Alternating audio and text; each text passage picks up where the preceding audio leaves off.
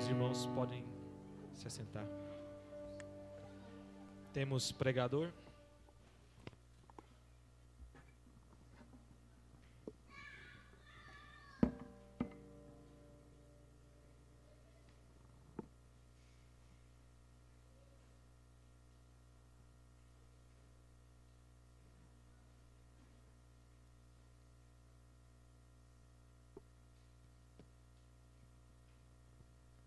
Graça e paz, irmãos.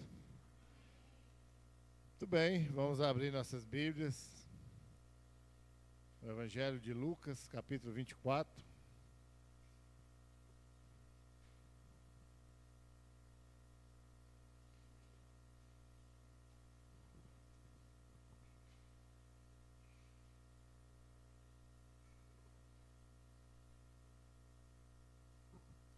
Lucas 24, verso 44 a 49.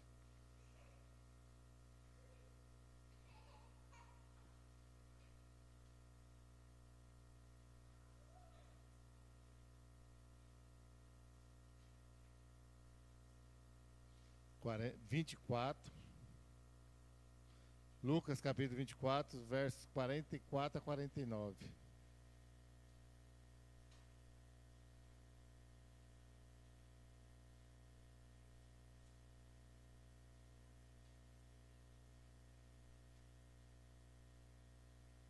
Amém?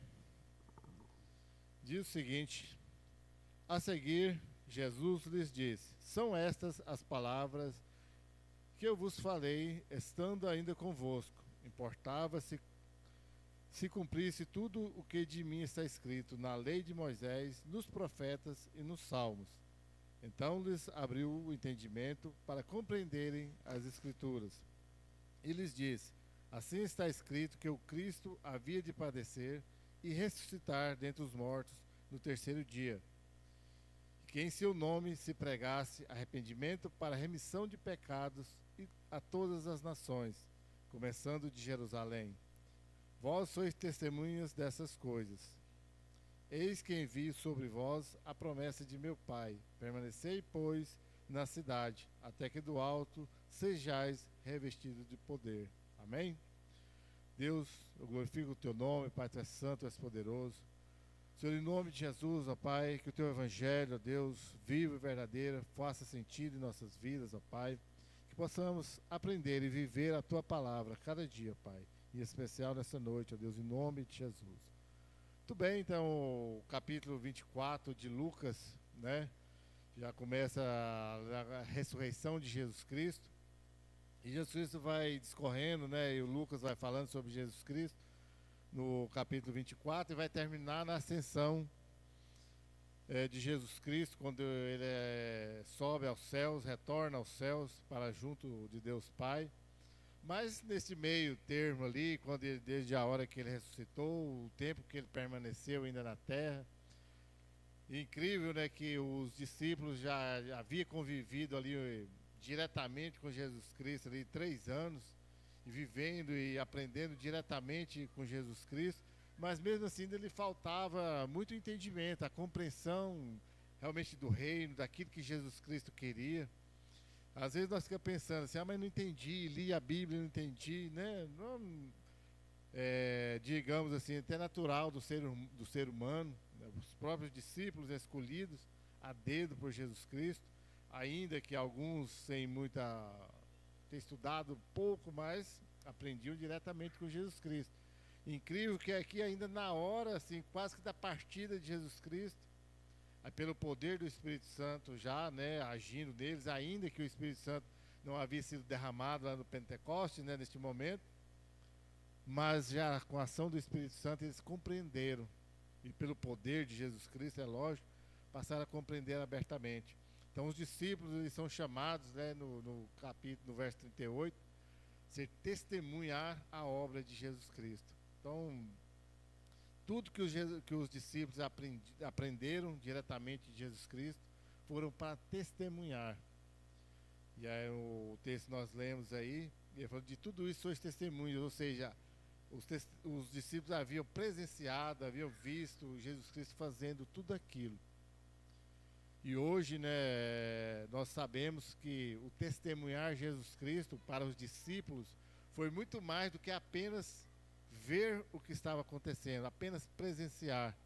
Mas testemunhar Jesus Cristo foi, muitos deles, dar a própria vida pelo nome de Jesus Cristo. Foi levar, anunciar, foi ser preso, ser apanhar por Jesus Cristo.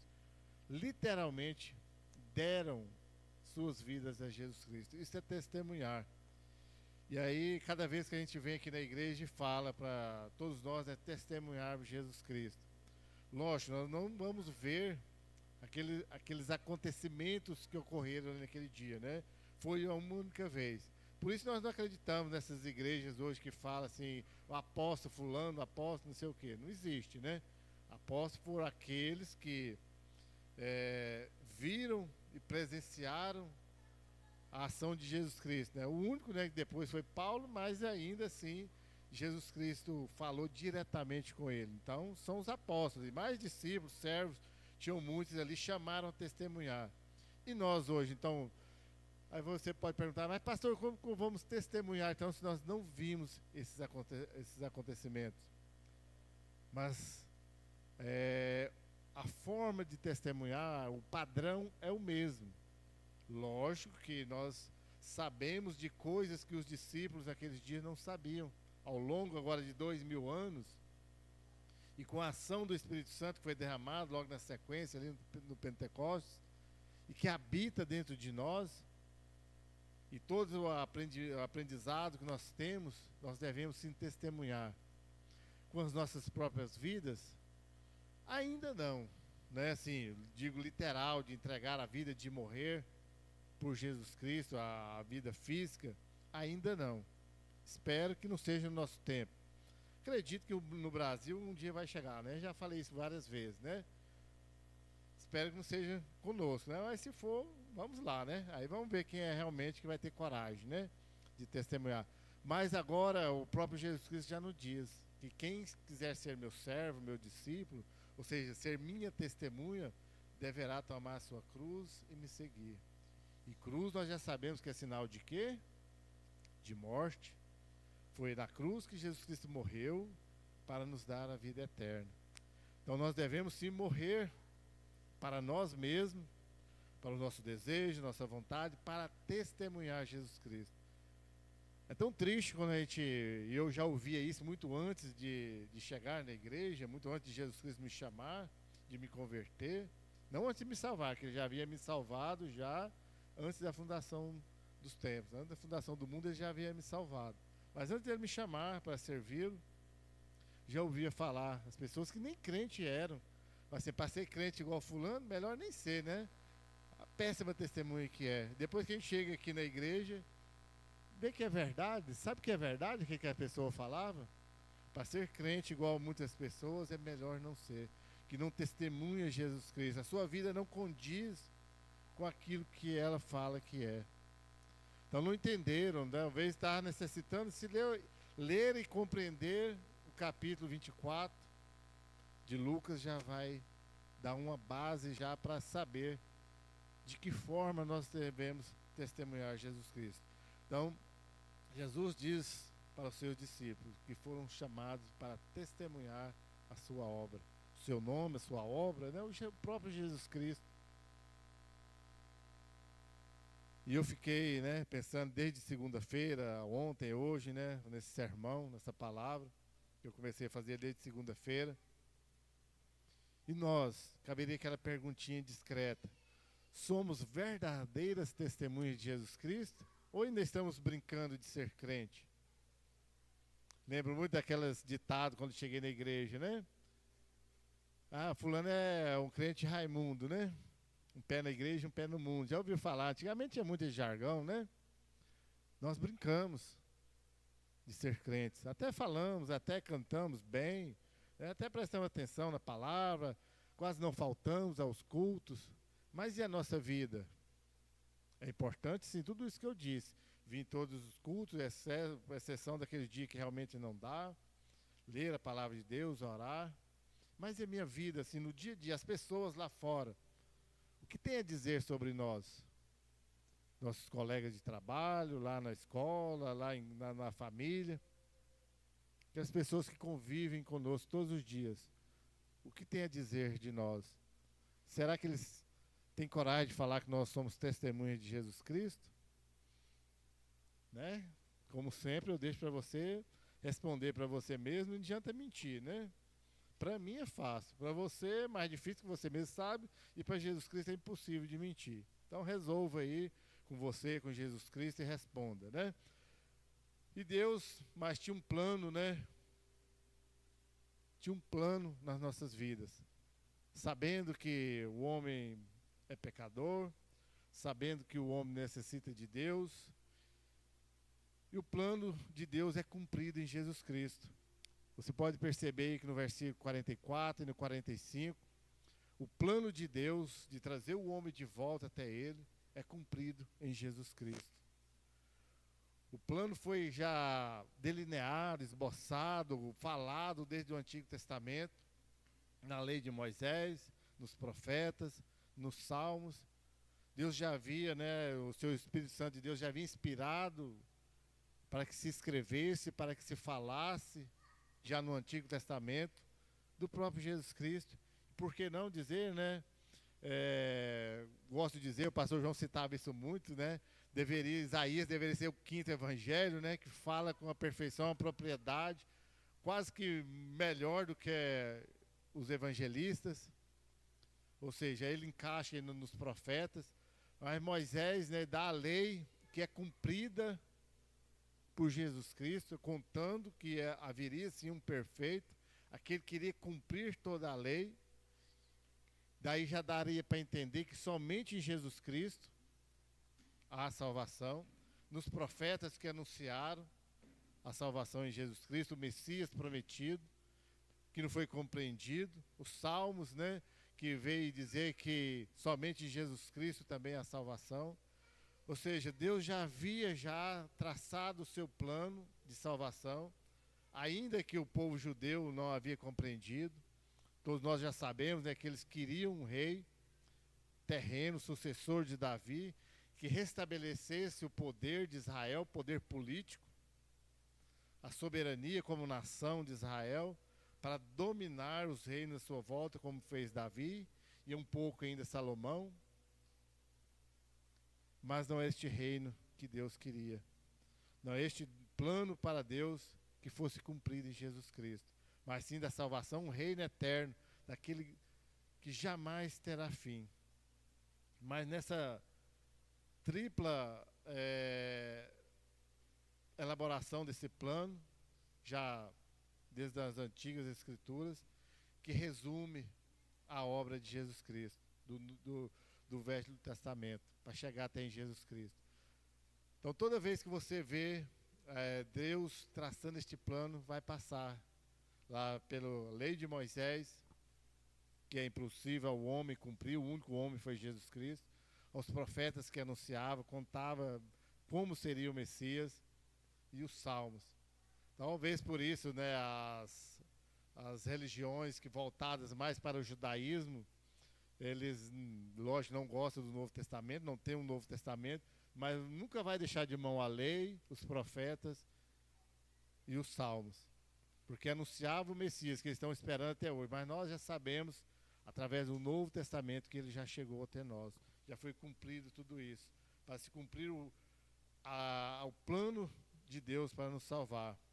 Mas ali Jesus Cristo, então, no versículo 44, no 45, ele vai abrir o entendimento dos seus discípulos.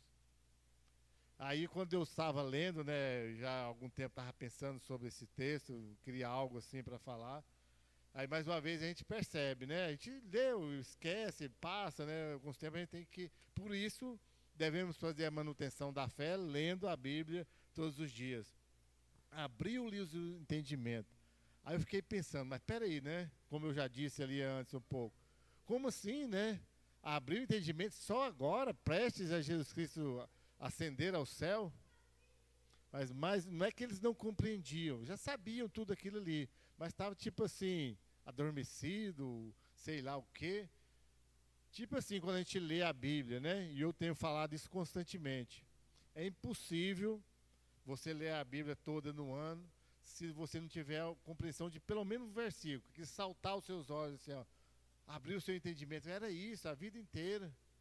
Pelo menos comigo é assim. Eu digo mas pelo menos mas às vezes dá muito mais. Não é assim, Vinícius? Né? O Vinícius agora, do ano passado para cá, está firme, lendo a leitura, como melhorou, como cresceu. Porque Deus abre o nosso entendimento. Mas como eu quero entender se eu não estou próximo de Jesus Cristo? Como eu quero conhecer Jesus Cristo se eu não estou próximo dele?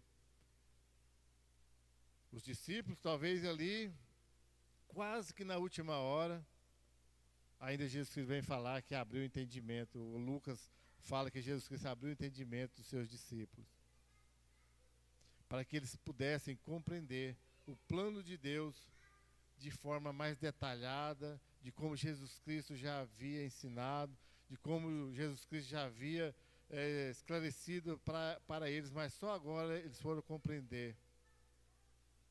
E hoje, infelizmente, ainda falta muito entendimento para nós, muita compreensão da vontade de Deus para nós.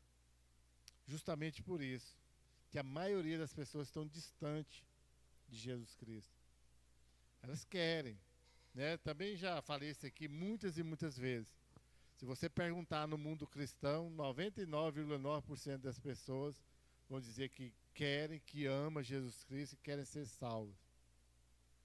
Mas se você perguntar se elas conhecem Jesus Cristo, ou você simplesmente perguntar quem é Jesus Cristo, ela vai, no mínimo, ela vai pensar um pouquinho de responder. Ela não tem a palavra assim, a maioria não tem a palavra pronta, quem é Jesus Cristo. Se você perguntar se você conhece Jesus Cristo, aí vai diminuir mais essa porcentagem, ainda vai diminuir.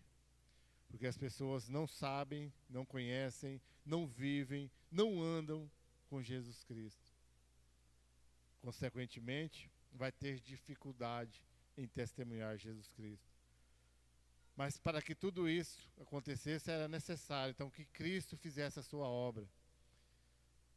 Aí no verso 46 vai dizer que era necessário que ele padecesse e ressuscitasse. O que é padecer? É sofrer, é ser crucificado, para que aí sim ele ressuscitasse, para vencer o último inimigo, que é a morte, e para nos dar a vida eterna. Então essas duas partes do plano de Deus foram cumpridas.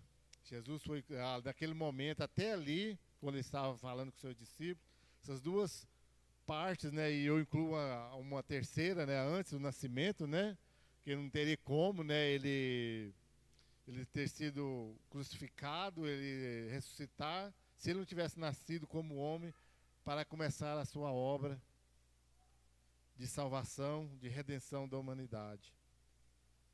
Mas os discípulos, talvez se você perguntasse, mas os discípulos não sabiam de tudo isso?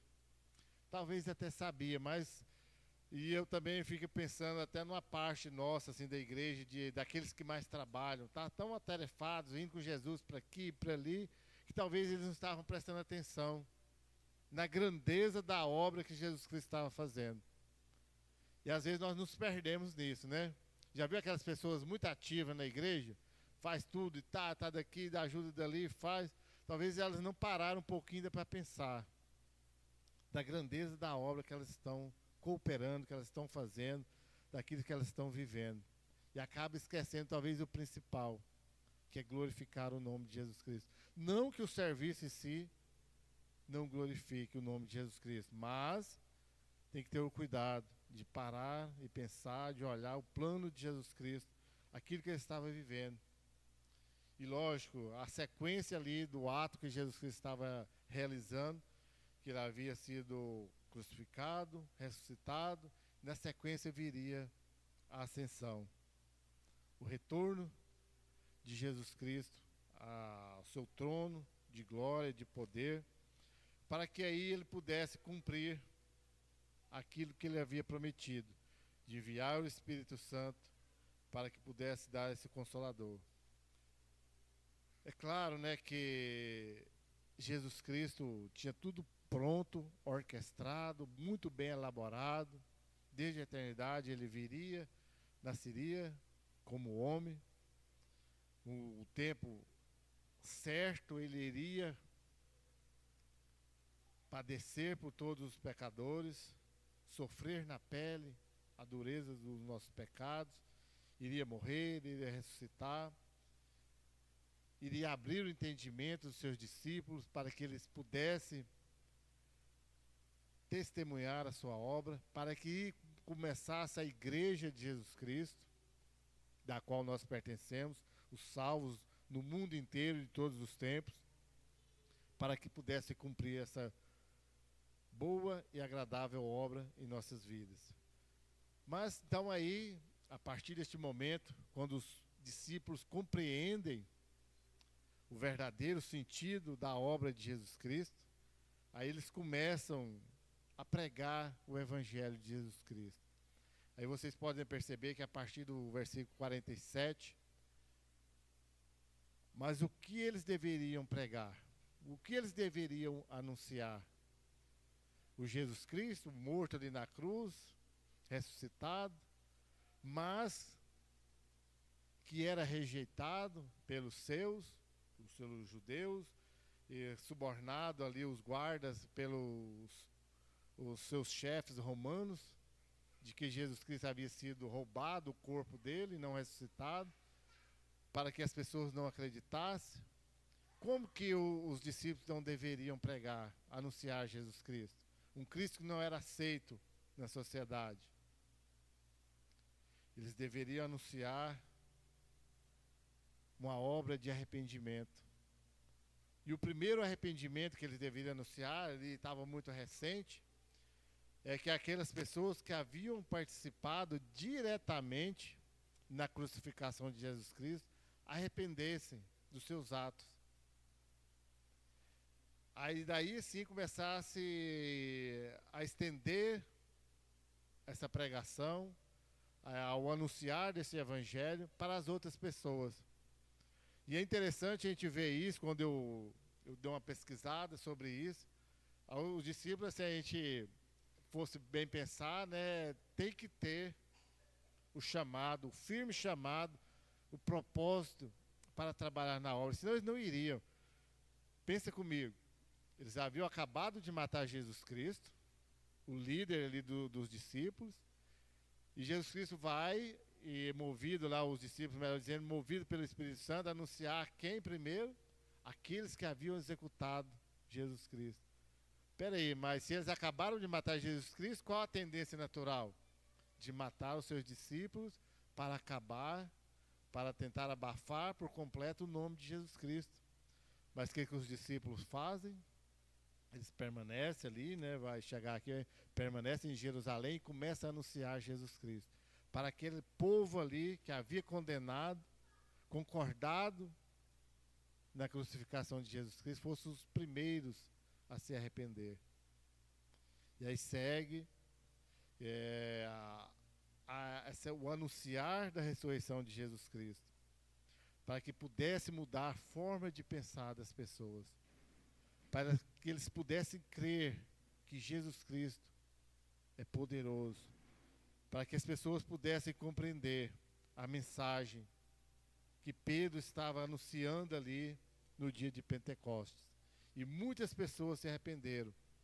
Muitos que haviam concordado, que havia muitas pessoas no dia do julgamento, no dia da crucificação. E a Bíblia diz que muitos se arrependeram. Muitos, acredito eu, que talvez não concordaram.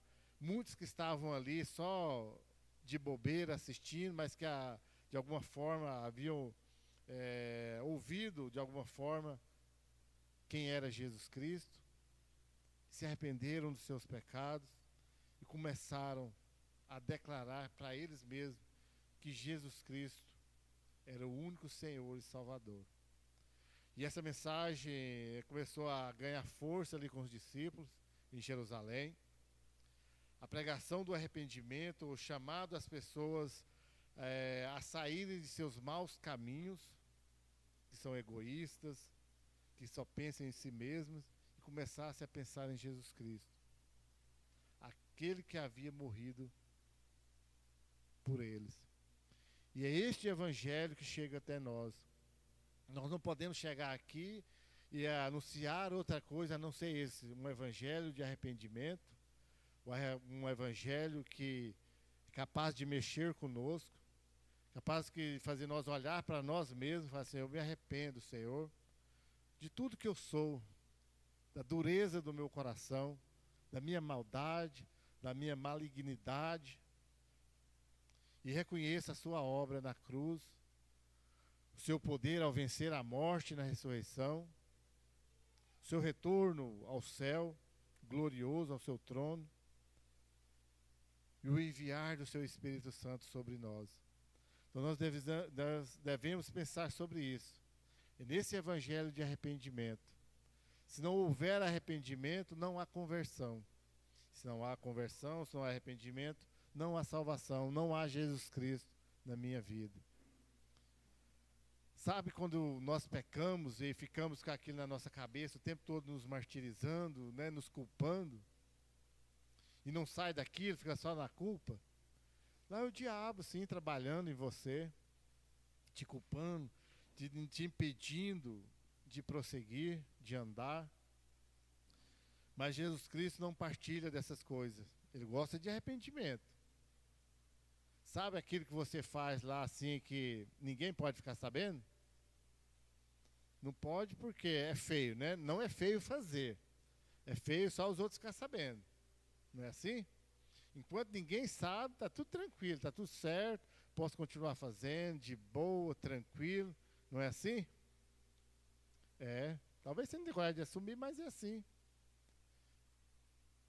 Mas só que a coisa mais incrível não é na parte de não crer, mas de grande, é porque quem realmente importa já sabe que é Jesus Cristo.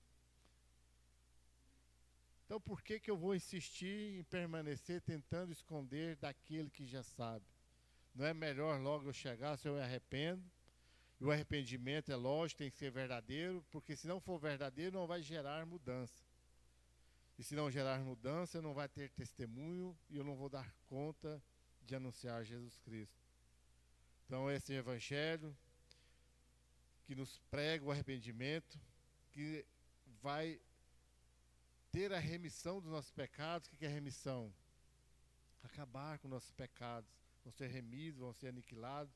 A cédula do pecado vai ser arriscada. Então é esse teor de pregação que os discípulos estavam incumbidos de propagar naqueles dias. De anunciar este evangelho que era poderoso para provocar arrependimento, para causar nelas esse ato de ir até Jesus Cristo, de crer no perdão divino. A sociedade naqueles dias, né, já é sabido que estava no ápice deles, né, de falência humana mesmo, de perversão total. Aí Jesus Cristo veio e as pessoas estavam corrompidas de tamanha forma que não havia mais como se Jesus Cristo não viesse naqueles dias. E o que nós temos presenciado atualmente, cada dia que você liga a televisão, acessa a internet aí, as mídias aí, a gente vê a degradação humana está num ponto, né, quase que inaceitável para as pessoas de bem, né? Para as pessoas que têm um pingo ainda de decência, de dignidade. Por isso eu acredito que não está longe a volta de Jesus Cristo. Que a humanidade está terrível. E nós ainda, né, achando que está tudo bem, né? Que está tranquilo, que nós não precisamos ter uma referência, né, pautada assim na Bíblia, ter uma referência, né, que nos traz essa dignidade em Jesus Cristo, porque só assim, quando nós entendermos, né, quando Jesus Cristo abrir a nossa compreensão, nosso entendimento, é que nós vamos entender o quanto é grandioso viver o perdão de Jesus Cristo em nossas vidas. Porque infelizmente ainda parece que as pessoas, mesmo dentro da igreja, ainda não compreenderam o que é ser perdoado por Jesus Cristo. Vive ainda tentando, a seu modo, agradar a Jesus Cristo. Jesus Cristo não quer, já disse já há muito tempo que não quer ser agradado desta forma, de eu fazer alguma coisa para agradecer a Jesus Cristo. Ele quer sim arrependimento sincero. E essa mensagem da salvação, hoje ela é anunciada a quase todas as nações. Ainda existe algumas poucas comunidades, alguns lugares que ainda não chegou ainda a palavra de Jesus Cristo, mas muito pouco. E há quem diga, né, se eu fosse um missionário, né, um evangelista aí, diria que no dia que for anunciada a palavra de Jesus Cristo a todo reino, a toda língua, a toda nação, todo o povo, Jesus Cristo vai voltar. E a Bíblia diz isso também, né? Então, está muito próximo a volta de Jesus Cristo. Então, que nós possamos ofertar a Jesus Cristo o nosso arrependimento. Porque quando nós ofertarmos o nosso arrependimento, nós teremos um propósito de vida diferente. E possamos fazer como os discípulos, encarar essa missão que começou lá em Jerusalém, onde Jesus morreu, logo, poucos dias depois que Jesus morreu e ressuscitou, e foi espalhada para o mundo inteiro. Está aqui hoje, porque naqueles dias alguns dos discípulos começaram a levar para os gentios, e teve um reforço muito grande com Paulo, e aí veio, né, ao longo da história, até chegar até nós. Que nós possamos, então, ser essas testemunhas de Jesus Cristo. Ser esses que vão ser portadores da promessa de Jesus Cristo. Que aí no verso 49 diz que a promessa de meu Pai, que o próprio Jesus Cristo diz, que é uma referência ao batismo do Espírito Santo. Nós não somos daqueles, né, neopentecostais ou pentecostais que é batizado no Espírito Santo e tal, né? Acreditamos que você é batizado no Espírito Santo na sua conversão. No dia que Jesus Cristo te converteu, Ele já te deu o Espírito Santo, aquele que habita dentro de você. Talvez você possa resistir ao Espírito Santo, você possa entristecer o Espírito Santo, mas Ele está ali dentro de você, pronto para agir, pronto para te conduzir. Talvez seja esse o tempo de nós pararmos de resistir à ação do Espírito Santo em nós e começarmos a testemunhar Jesus Cristo. Talvez a nossa Jerusalém é a nossa casa, é o nosso ambiente de trabalho, talvez seja a nossa igreja, seja a nossa Jerusalém, onde nós vamos começar a testemunhar Jesus Cristo, para que comece a espalhar. Se é a sua casa, quando eu digo sua casa, sou o seu núcleo familiar. Ela vai se alastrar pelos seus parentes, seus primos, seus tios, e aí vai, até chegar aos confins da terra. Mas não pense lá na frente, não dou conta de ser testemunha de Jesus Cristo lá na África. Talvez sua África seja o seu colega, um único colega de trabalho. Talvez seja essa única pessoa que Deus escolheu para você testemunhar e a salvação de Jesus Cristo possa chegar até ela. Mas para isso, você tem que estar pronto. Pronto para a ação do Espírito Santo em você. Pedro, né, os discípulos ali, naquele dia do Pentecostes, deles mesmos, o que eles fizeram foi o quê? Obedecer à voz de Jesus Cristo, de permanecer em Jerusalém, para que o Espírito Santo viesse sobre eles e trabalhasse, movesse e agisse neles, para que pudesse anunciar o Evangelho. O que nós devemos fazer?